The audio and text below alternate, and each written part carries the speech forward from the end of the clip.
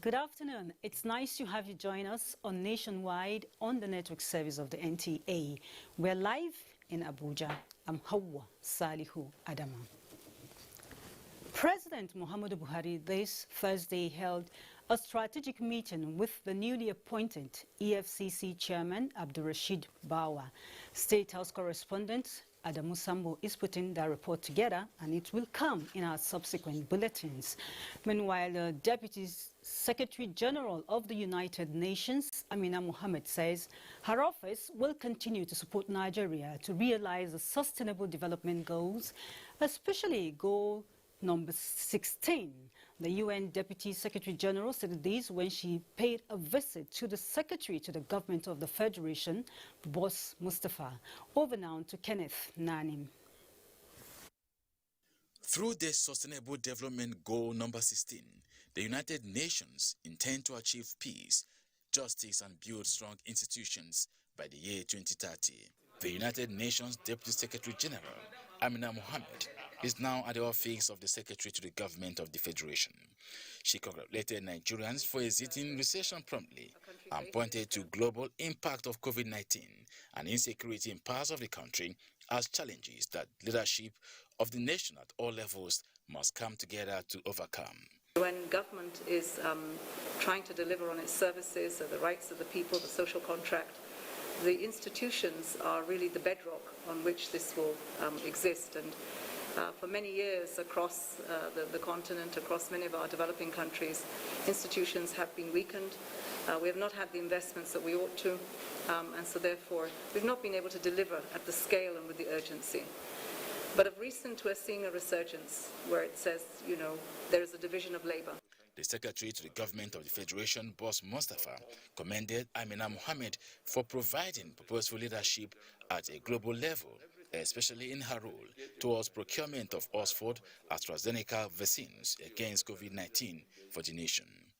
He highlighted some of the strategies being employed by the federal government to contain spread of coronavirus. And it is the combined effect of the robust national response of the COVID-19 Presidential Task Force and the economic sustainability plan that has helped Nigeria and aided Nigeria to exit recession within such a very short time after having recorded negative growth in 2 quarters. The SGF also urges Nigerians to disregard all sorts of conspiracy theories about COVID-19 vaccines and accept them when they finally arrive to the shores of the nation. Kenneth Nanim, NTA News. Nigeria's tech market has been described as huge and the fastest growing sector in the country, capable of being the mainstay of the economy, with the United Kingdom government ready to expand it. This was at the first UK-Nigeria Tech Hub Virtual Summit. Haman Jabani reports. UK-Nigeria Tech Hub is an initiative of the UK government's Department of Culture, Media and Sport, aimed at supporting the growth of Nigeria tech ecosystem and building partnership between the Nigeria tech ecosystem and the UK. In the last 1 year, the UK-Nigeria Tech Hub has empowered 2,500 Nigerian Hub entrepreneurs across its programs and provided support to 101 early-stage companies and healthcare providers towards fighting COVID-19. The program is supporting other programs, including basic digital literacy in 10 northern states in Nigeria, with a target reach of 1,000 beneficiaries, including 500 women and working rural schools. Experts say with Nigeria's population and market size, the 15% contribution of ICT to the country's GDP is expected to triple in coming years, and Nigeria is the future of tech in Africa if properly explored. The summit is also looking at ecosystem support, early-stage investment, opportunities for female founders in the ecosystem, among others. Hamman Jabani, NTA News. Removal of confidentiality clauses to enable anti-graft agencies and the public examine contracts awarded in the oil and gas sector will play a vital role in checking illicit financial flows in the sector. This was emphasized at a meeting to review a report on illicit financial flows in the sector organized by the Independent Corrupt Practices and Other Related Offences Commission in Abuja. Joseph Hussein reports. Nigeria's economy is reported to be highly dependent on the oil and gas sector. Reports also indicate that the industry equally contributes 95% of illicit financial flows yearly. This, according to participants at this virtual meeting, weakens the country's ability to support its economic growth and provide social services to the citizens. Every country looks forward to developing its economic aspirations by boosting trade and investment. However, it turns out that this very channel is also the channel for losses of revenue and capital. Experts and resource persons identify undervalue and reporting of production as well as manipulation of contracts as the main avenue for illicit flows. We are losing, according to NTA, $15 to $18 billion yearly. A lot of it on oil bunkering, 35%. But interestingly, commercial transactions with the international oil companies amounts to 60%. When you have a culture of impunity, you can have the best legislation, you can have the best contracts. Some people will not comply with those provisions, and absolutely nothing will happen to them. The forum is of the view that cross-border movement of funds through illegal activities will only be curtailed through building capacity of the country's contract negotiators to enable them identify hidden clauses and exposing contract deals for public scrutiny. In Abuja, Joseph Utsen, NTA News. Guests on Good Morning Nigeria have described the National Cybersecurity Policy and Strategy 2021 by the federal government as a good initiative. They, however, maintain that for the policy and strategy to work, there must be coordination in addition to creating public awareness on the proper use of the cyberspace. Over now to Alika Okpanachi Arua. On Good Morning Nigeria says to safeguard national security and economic prosperity and avoid all forms of cyber threats in Nigeria, cybersecurity education should be included in school curriculum and taught right from the primary school level to avoid misuse of the cyberspace. They also stress the need to assemble together a team of expatriates and technical know-how for the policy to be effective. Every technology you import from a foreign country, there is a potentiality of invasion of your country.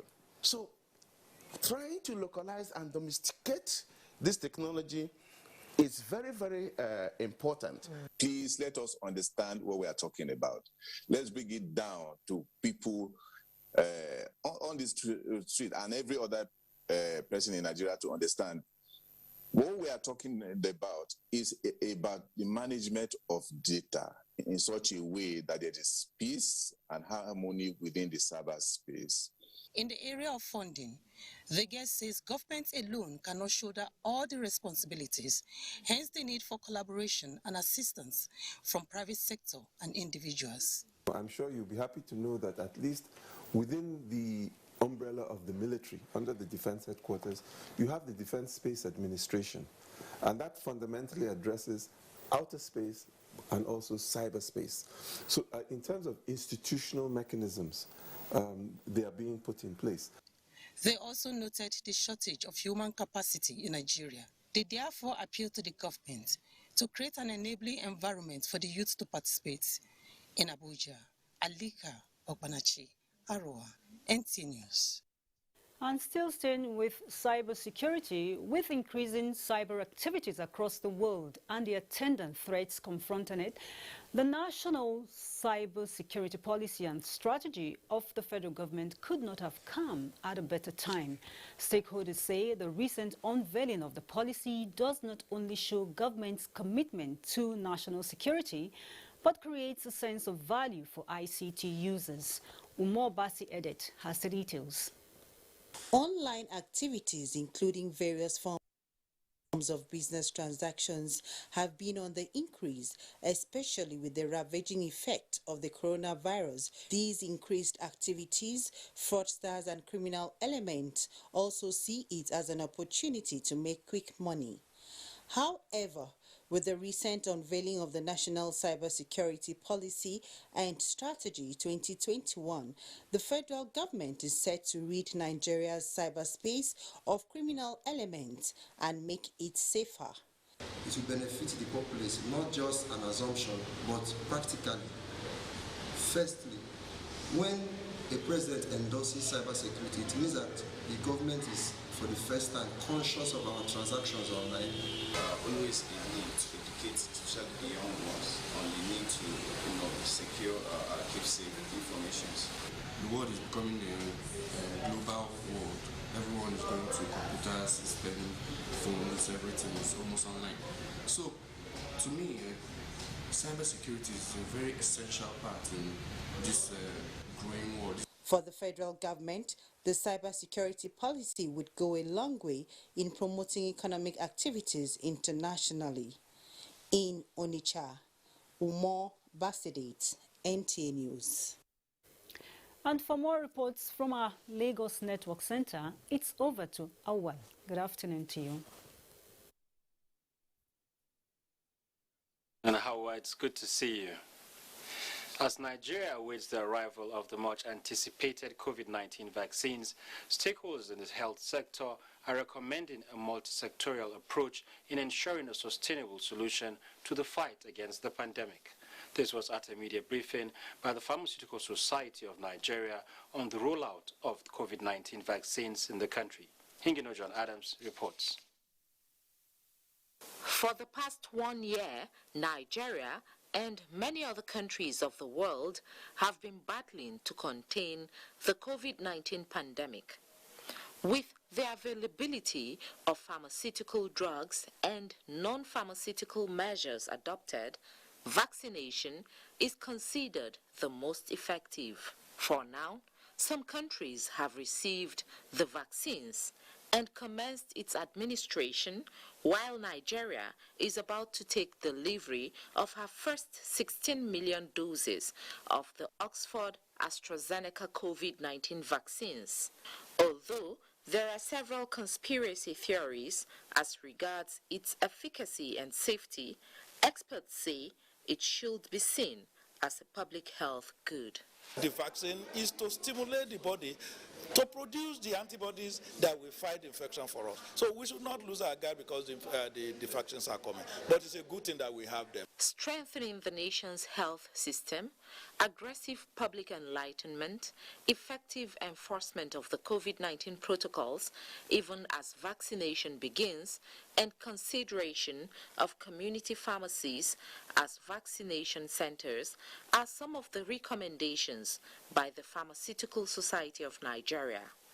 This is the time to drastically work on improving and strengthening the health system and the infrastructure in Nigeria.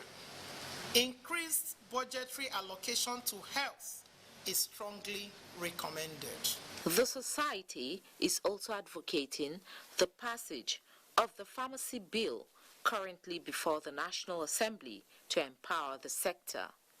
In Lagos, Hingino John Adams, NTA News.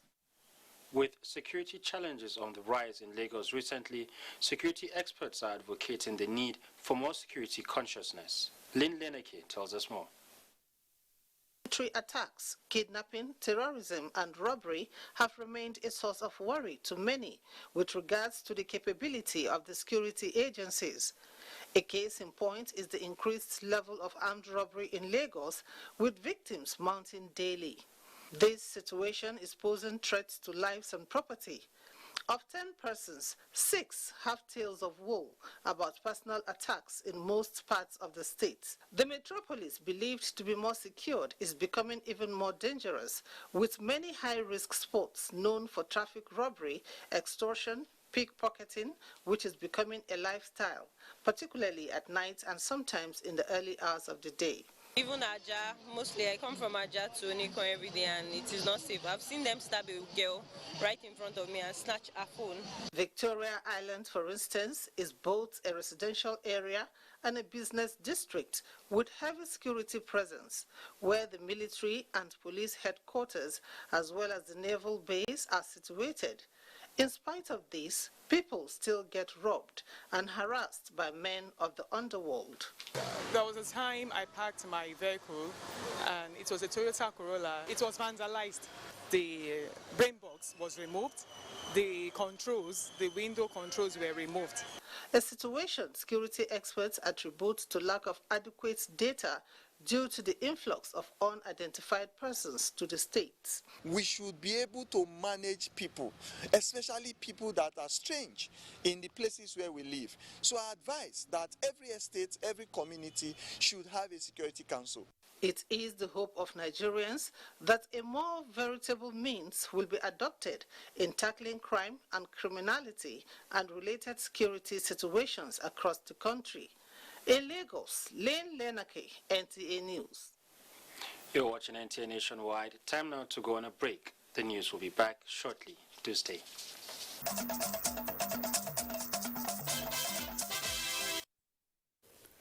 Thanks for rejoining us. And amidst tears of grief, the remains of the 7 Nigerian Air Force personnel who died in an air crash while on a mission have been laid to rest at the National Cemetery, Abuja.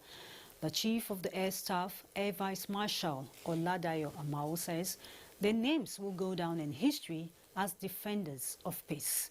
Defense correspondent Najatu Tijani reports. Such was the grief of those at the burial ground who came to pay their last respects to their loved ones lost in the fatal Nigerian Air Force air crash of 21st February 2021. In an emotional speech, the Chief of the Air Staff, himself a fighter pilot with more than 1,500 instructor flying hours, saluted what he called the supreme sacrifice of the 7 as well as all those who had gone before. The laws conspire us that we must relentlessly expose and fight all agents of destabilization and extremism in our society to ensure that our departed colleagues did not die in vain.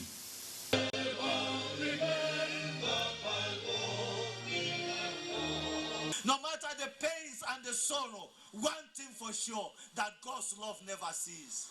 The young men who were hailed as heroes were on surveillance missions in connection with the Kagara abductions and other security operations. They were all specially trained in air tactical observation systems. Present at the ceremony were the Minister of Defense Bashir Salihi Magashi, service chiefs, Governor of Ekiti State Kayode Fayemi, Minister of Women Affairs Dame Pauline Talon, chairmen and members of the Air Force Committee from the National Assembly and other dignitaries.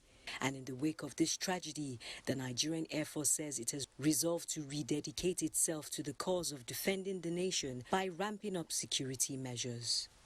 These 7 personnel who have been buried here today lost their lives in what the Chief of the Air Staff says is a sacrifice in keeping the peace. He says their names will go down in history as defenders of the peace. Najatu Tijani, NTA News. Very well, Najatu, paying the supreme price for peace. To other matters now. Partners in the fight against sexual and gender-based violence are advocating collaboration and prompt information sharing in tackling the menace. Francis Fom reports But the stakeholders made their position known at a consultative meeting held at the instance of the Inspector General of Police in Abuja. It will be recalled that Nigeria launched its first national sexual and gender-based violence offenders register on the 25th of November 2019, setting up a database for those convicted for sexual assault. Since then, much has not been achieved in harmonization of data by agencies responsible. This consultative meeting is part of efforts geared towards streamlining and aligned data in addressing the problem. It is my expectation that this gathering will act as a veritable forum for members to synergize and provide practical solutions to the challenges militating against the smooth operation of the Act. And I'm excited about the commitment that all our sister agencies have made to ensure that we don't have just a credible report, but we have a report that for proper data referencing, a report we can bank on, a report we can plan with. We note that progress has been steady, but we also note that more needs to be done to strengthen interagency coordination. We are in readiness to partner with as many stakeholders that are willing to wage the war against all forms of violence. The Nigeria Police Force and other stakeholders resolved that all forms of violence are strictly prohibited, advocating speedy access to justice for victims. Francis from NTA News. And the Gombe State government has relaxed the curfew on Belliri local government area in view of the return of relative peace. The governor, Muhammadu Inuwa Yahaya, announced the relaxation during a consultative meeting with religious leaders and elders of the affected areas. Emmanuel Akila has more. Life returning to normal in Belliri local government area after 5 days of lockdown to prevent spread of violence following the breakdown of law and order as a result of the protests on the process of succession to the throne of the late Maitangle, Dr. Abdul Bubu Mesharu II. While the dust-to-dawn curfew lasted, the government engages in consultative meetings with religious leaders, traditional rulers, and security agencies. On his second visit to Belliri town, in the wake of the violent protest, Governor Muhammadu Inuwa Yahaya assessed the situation and, after a parley with the people of Belliri, relaxed the curfew. Normalcy has begun to come back. Life can go back as normal, and the request they made that we lift the curfew has been considered. We've reduced the hours, at least let the curfew be from lifted from 6 in the morning to 2, to be relaxed for those number of hours, 8 hours. The Assistant Inspector General of Police Zone 12 confirmed the return of peace in Belliri, promising more efforts to maintain law and order. We watch the situation.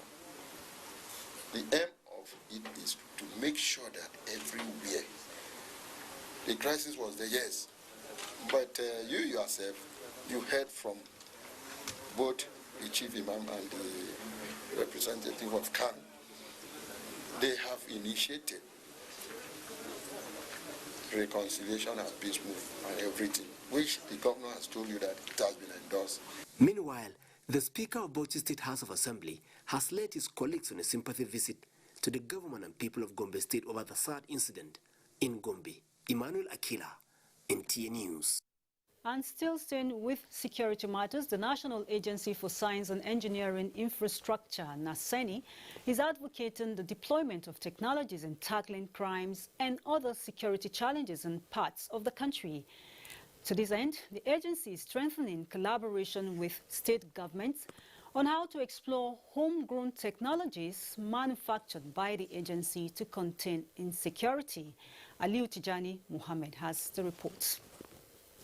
Established in 1992 with the mandate of manufacturing homegrown technologies using local content, National Agency for Science Engineering Infrastructure, NASENI, with several plants across the country, has so far produced helicopter, mechanical parts, hospital equipment, agricultural processing machines, solar panels, among others.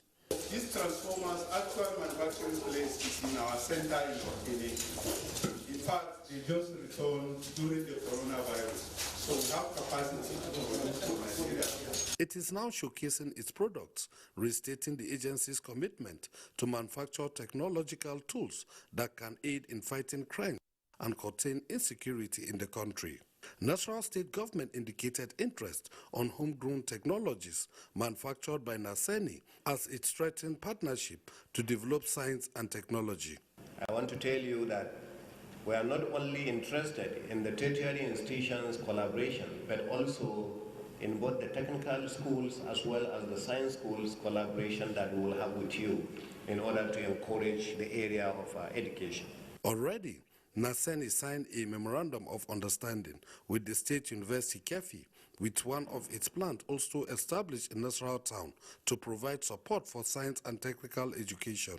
In Abuja, Aliu Tijani Mohammed, NTA News.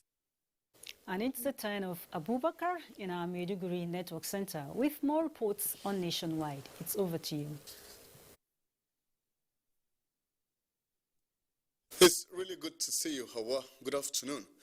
Worried by difficulties encountered by residents of Borno State to get enrolled with the National Identification Number so as to get their GSM certified, among other important issues of the NIN, 28 additional centers have been created within Maiduguri Metropolitan Council and Jere local governments by the state government.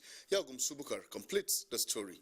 It could be recalled Governor Babakana Umar Zulum had promised to open more NIN registration centers for people of Borno to get enrolled without difficulties and also meet the deadline for the NIN registration to link NIN with SIM cards. In view of this, NIN registration centers were created within MMC and Jere local governments, where government procured 124 computers in addition to training of over 100 ad hoc staff, among other facilities needed for the exercise, all in an effort to ease the process. I came here around 11 a.m. and registration is going on smoothly. I have been captured already. If not for the creation of this center, I wouldn't have bothered registering. We have a lot of ease by creation of NIN center in our area. Since the commencement of the exercise, over 60 people are captured daily in each of the registration centers without stress. For now, for the first phase, we are going to do the registration for 1 month, and then we plan within that one month at least to register from 250 to 300 people. The exercise is conducted amidst tight security to ensure there is no breach of law and order. The supportive measure to NIMC by Borno State government will also enable the teeming number of IDPs in camps get registered. In Maiduguri, Yagum Subukar, NTA News. European Union and the United Nations Development Programme, UNDP, have presented 2 vehicles in addition to other contemporary gadgets to Borno State Environmental Protection Agency, BOSEPA, as part of efforts to enhance its operations. Memuna Garba has the rest of the story. Borno State Environmental Protection Agency, BOSEPA, and Ministry of Environment, in its sustained efforts of ensuring a clean and healthy environment, have continued to witness tremendous support from development partners across the globe. This is basically why the European Union and the UNDP have presented 2 new utility vehicles and 7 laptop computers, among others, to boost the capacity of the agency. While handing over the equipment, representative of the UNDP head office acknowledged the milestone contributions of the Borno State government towards ensuring a healthy environment, assuring to sustain the gesture. General Manager BOSEPA Nasuru Ali Surundi and the Commissioner for Environment Mohammed Lawam Buba Walama thanked the EU and UNDP, assuring to utilize the equipment for the betterment of all. We have to now come out and support His Excellency more than what we have been doing before, since we have a vehicle with us, which we will be going to local governments and other places to execute all our assignments. By March 6, inshallah, monthly sanitation will come up, and that will continue. The Commissioner disclosed the readiness of the Ministry to commence the monthly sanitation exercise in the state. The Ministry and BOSEPA are putting more effort toward passioning out modalities of improving a healthy environment in the state. In Maiduguri, Maimuna Garba, NTA News. Nationwide on the Nigerian Television Authority. Time now to return to Hawa in Abuja for more reports. Do enjoy the rest of the day. Very well, Abubakar, and here in Abuja, with an increase in the use of ICT for financial transactions in Nigeria comes the rise in incidences of cybercrime. To nip this in the bud, accountants in Nigeria are partnering their counterparts around the world to control financial fraud and illicit financial flows in support of President Muhammadu Buhari's anti-corruption campaign. Neka Oko reports. These are professional accountants committed to tackling corruption as financial watchdogs. Emerging from a recession, Nigeria is at a point where every kobo counts. Minister of Finance, Budget and National Planning Zainab Ahmed, who was represented by the Permanent Secretary to the ministry, points that the burdening pressure on the economy leaves government with no choice but to deliberately control costs while boosting revenue for the execution of policies. Good ethical standards must be exhibited by all accountants at all times, either as professionals under public or private sector employment. For accountants to be able to do the kind of gatekeeping that is expected of them by society, they should also be given the authority. If we do not fight corruption, corruption will kill us. Sometimes when a professional accountant uncovers a NOCLA, this happens to be corruption, unfortunately. February 24th every year was unanimously adopted by the group as an anti-corruption day. The theme for this year is Fighting Corruption Requires Accountants to Act. In Abuja, Neka Uku, NTA News. The Just Foundation of the Al-Habibiyya Islamic Society and the Hambayya House Aminu Kano Center for Democratic Studies, Bayero University, Kano, have signed a memorandum of understanding on intergenerational dialogue to promote good governance and peaceful coexistence in Nigeria through interfaith platforms. Salwa Khalil Ibrahim witnessed the event and now reports. Has become a serious challenge to national development, hence government concerted efforts to address it from all fronts. As part of their contribution to the socio-economic development of the country, some religious bodies are also joining forces with the government to fight corrupt practices. These brought about this partnership between Hambayya House and Al-Habibiyya Islamic Society. This partnership is sequel to a 3-year project of combating corruption through interfaith platforms in Nigeria. So that they can be able, even among their organizations, ensure that they have this transparency, they have accountability, so that what they are preaching, they are also practicing. We want to concretize this because it will be for the betterment of our country, for the betterment of our nation, and the betterment for the entire humanity. Both groups are expected to come up with anti-corruption projects and programs, especially at the grassroots, that will enhance transparency and accountability in faith-based organizations and as well as government activities at all levels in Nigeria. Salwa Khalil Ibrahim, NTA News. And the National Drug Law Enforcement Agency, NDLEA, Niger State Command, has confiscated more than 600 kilograms of substance suspected to be cannabis sativa. Other assorted hard drugs and cigarettes worth 19 million naira between January and February this year alone. The acting state commander of the agency, Isaac Aloye, while displaying the substance, said 35 suspects were also arrested during the period under review. Ori Yomi Olagunjo has more. To the insecurity challenges experienced in Niger State, the State Command of the National Drug Law Enforcement Agency adopted a tactical measure to curb the demand and supply of psychotropic drugs and other intoxicants which have been identified as catalysts to crime, extremism and violence. The strategy adopted by the command between January and February this year led to the arrest of 35 suspects and seizure of more than 600 kilograms of cannabis sativa, Azo-5 tablets and tramadol tablets, among others. While parading the suspects, the acting state commander, Isaac Aloye, explained that a large chunk of skunk, a species which is in high demand, and 100 parcels of popular brand of India M weighing 276 kilograms worth 16 million naira were arranged in a 40-feet truck conveying consumables and household items from Lagos to Sokoto was intercepted in Mokwa. I form a team of, call it a mobile enforcement team. So it's formidable enough, give them vehicle, give them arms, give them ammunition. So they were able to successfully raise all the joints that were hitherto dreaded by smaller groups of officers to raid. 5 suspects have been charged to court, while both the driver and the truck are still in the custody of NTA pending the outcome of investigation. Substance abuse has long been a source of major concern for individuals' health and the society.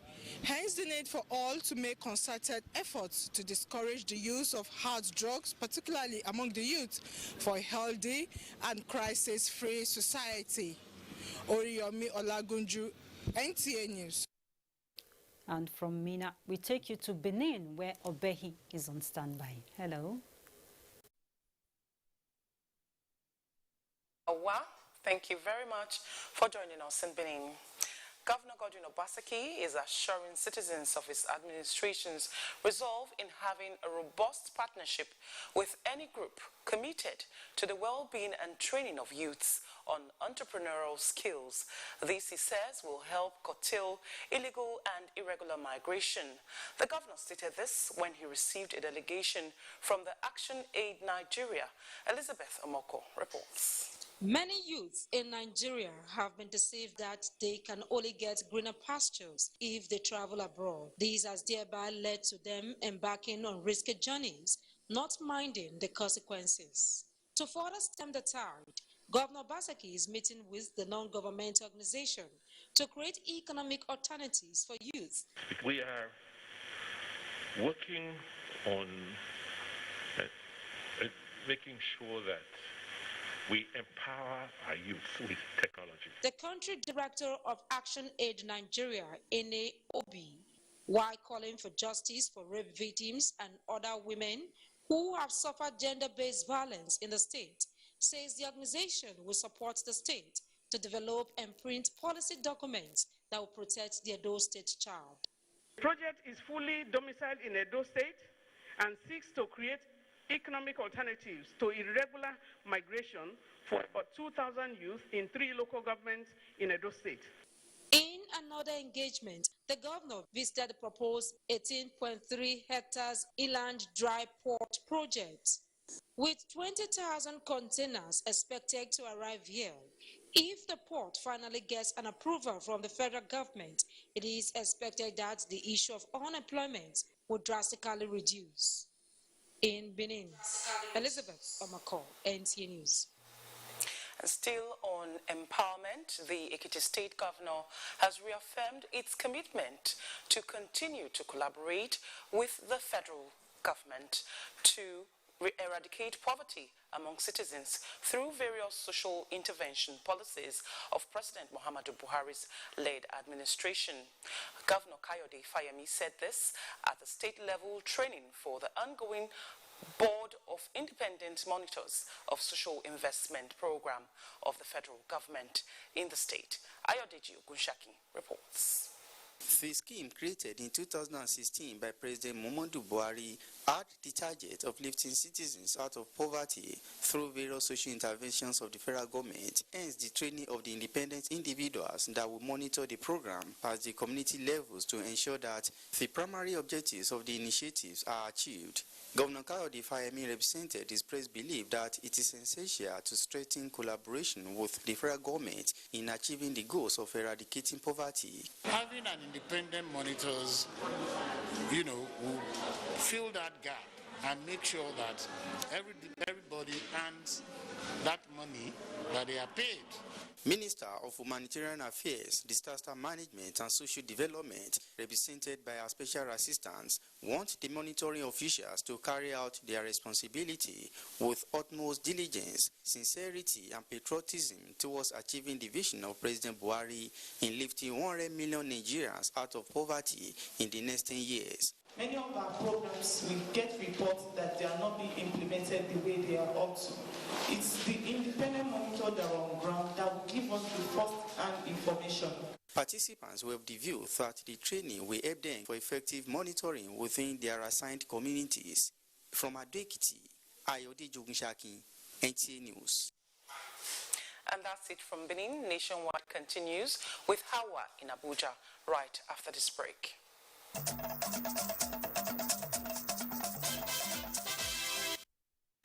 Thanks for rejoining us. It's Nationwide. Our firm report on President Muhammadu Buhari's meeting with the newly appointed EFCC chairman, Abdurrashid Bawa, is now ready. Over now to State House correspondent Adamu Sambo. Congratulations. Thank you very much. Well done for your marathon interaction with the Senate. Thank you very much, Excellency. This is the first formal engagement between President Muhammadu Buhari and the new EFCC chairman, Abdurrashid Bawa. The meeting is coming barely 24 hours after the confirmation of Bawa's appointment by the Senate in line with the provisions of the EFCC Act. The agenda of the meeting, held behind closed doors, was not made public, but NTA News gathered that the new helmsman of the anti-graft agency was in the State House to formally appreciate the president for the trust and confidence reposed in him. Mr. Bawa also used the opportunity to assure the president of his unshakable resolve to discharge his mandate conscientiously, without fear or favor, and with high sense of responsibility, patriotism, as well as accountability. The EFCC chairman did not speak to newsmen after his engagement with the president, but he was said to have promised the Nigerian leader that under his watch there will be no sacred cows in the fight against corruption.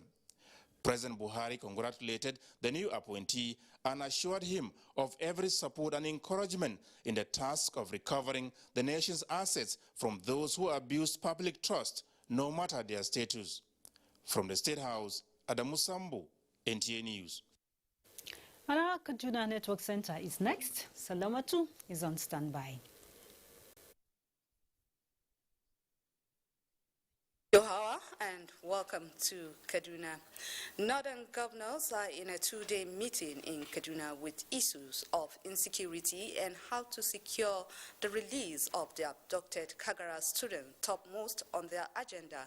Muhammad Umar Ajingi reports that Chief of Staff to the President, Professor Ibrahim Gambari, leads a high-powered federal government delegation on behalf of the President. The report.